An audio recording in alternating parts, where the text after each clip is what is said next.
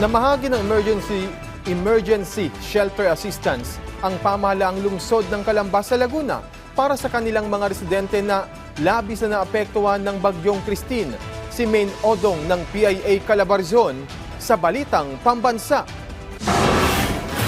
Mahigit 41 milyong pisong halaga ng emergency shelter assistance ang ipinamahagi ng pamahalaang lungsod ng Calamba para sa 7,036 residenteng naapektuhan ng pananalasa ng bagyong Christine.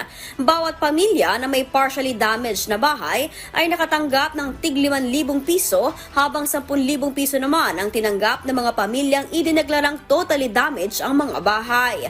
Para kay Fernando Araneta, isa sa mga benepisyaryo mula sa Barangay Canlubang, malaking tulong ito para sa kanyang pamilya para sa pambili ng materyales ng nasira nilang bahay. Yung umaga, ng bandang alas 2, alauna, utay-utay na nasisira ang bubong.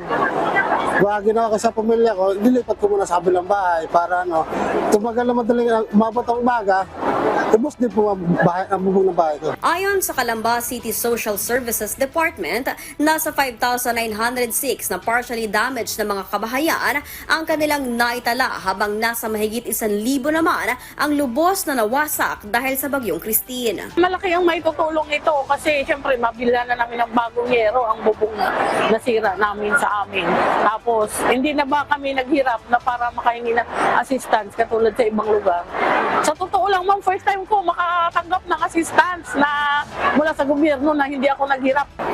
Samantala, inaasang mahigit 700 pang mga apektado ng bagyong Christine ang mabibigyan ng tulong sa paglalaan ng 3.5 milyong karagdagang pondo para sa programa na mula sa Disaster Relief Fund ng lungsod. Mula sa Philippine Information Agency Calabarzon, Maine Odong, Balitang Pambansa.